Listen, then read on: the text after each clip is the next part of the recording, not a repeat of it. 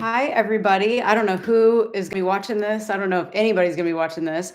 I had to go live because my phone is out of storage. And I've been furiously deleting so many things and it just wasn't working. So I've got to figure that out tomorrow. So I'm live and I was like, I've got to do my video because I have to do a video every day for a year. So I'm not used to this. I'm on my laptop. I guess I need to look a little bit higher so I can make eye contact with you. So I'm just going to read what I was going to read. I started doing this. This is my sixth time, I think. So that's why I'm live. So my name is Samantha. I'm a therapist, for those of you who don't know me. And I just decided to start a YouTube channel being over 40 a couple weeks ago to get over my fear of public speaking. Now I'm live, so I don't know if anybody will see this, but it's going to just be on my channel. So that's kind of cool that I get to even practice this. Um, so yes, a video a day for a year, been doing therapy for 11 years. I love it. And I'm in private practice and taking on some new clients right now. And it's super fun. So I just wanted to kind of talk about one thing tonight, which is, of course, law of assumption. And I have a success story I wanted to read out of this book, Law of Attraction, Success Stories. So really cool book. I got it off Amazon a few years ago. But I just wanted to read. We'll have some story time since it's nighttime for those of you in the US right now. This is definitely my bedtime. So, and I'm tired and I need my glasses. So I'm just going to read what I had planned on reading and hope you enjoy it. And this is just a success story that I thought was really cool.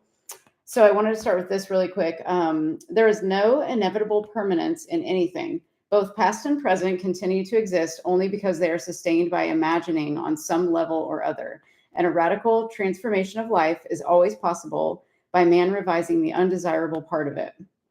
So here we go into the story. During your current series of lectures, talking about Neville Goddard's lectures, trouble developed with collections on one of my trust deeds. The security, a house and lot, was neglected and run down. The owners were apparently spending their money in bars while their two little girls, aged 9 and 11, were noticeably uncared for. However, forgetting appearances, I began to revise the situation. In my imagination, I drove my wife past the property and said to her, "Isn't the yard beautiful? It's so neat and well cared for. Those people really show their love for their home. This is one trust deed we will never have to worry about." I would see the house and lot as I wanted to see it, a place so lovely it gave me a warm glow of pleasure. Every time the thought of this property came to me, I repeated my imaginal scene. After I'd been practicing this revision for some time, the woman who lived in the house had an automobile accident. While she was in the hospital, her husband disappeared. The children were cared for by neighbors, and I was tempted to visit the mother in the hospital to reassure her of assistance if necessary. But how could I when my imaginary scene implied that she and her family were happy, successful, and obviously contented? So I did nothing but my daily revision. A short while after leaving the hospital, the woman and her two daughters disappeared also. Payments were sent in on the property, and a few months later, she reappeared with a wedding certificate and a new husband. At this writing, all payments are right up to date. The two little girls are obviously happy and well cared for, and a room has been added to the property by the owners, giving our trust deed additional security. It was mighty nice to solve my problem without threats, unkind words, eviction, or worry about the little girls. But was there something in my imagining that sent that woman to the hospital?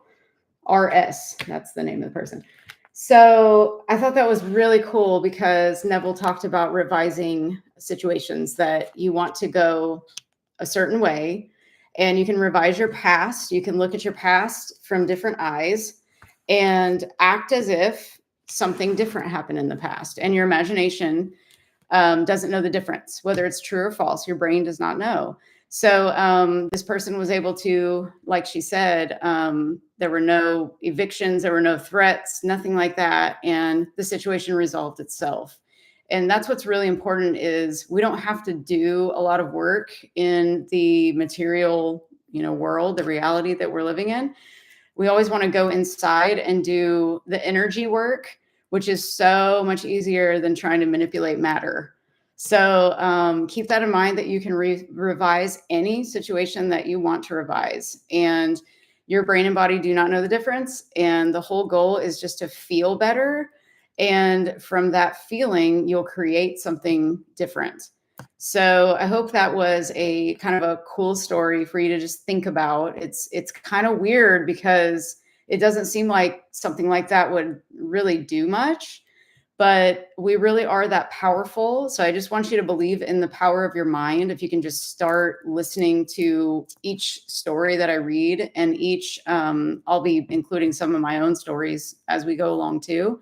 But my main thing is, and I had a conversation with a client today too about just believe in your power. And if you can't believe in the power of your mind just yet, just tell yourself, I'm starting to believe in the power of my mind. And I literally told this person that we were talking about statistics and the possibility of a surgery coming up. And I said, I don't really care about statistics. I don't care about what anybody else has gone through, because if you've noticed, like, you'll see one person that has a successful surgery and then another person that has a horrible surgery, and statistics that show that, coffee is great for you and another one says it's horrible for you. And I noticed that pattern when I was probably a teenager, and it just was so confusing to me. So I kind of like quit listening to other people as much as I could throughout the years.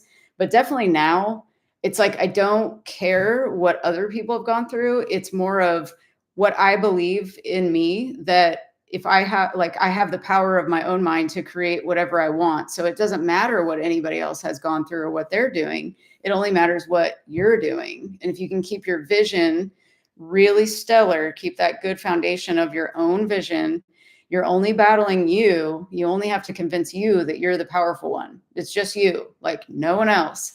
And we're so taught to look outside of ourselves. So if you can just look within, you can create anything you want, and you can feel great and create this awesome life for yourself. So just believe in yourself. Do not give up on whatever it is that you want. I know we're tired, especially if we're in our like 40s and older.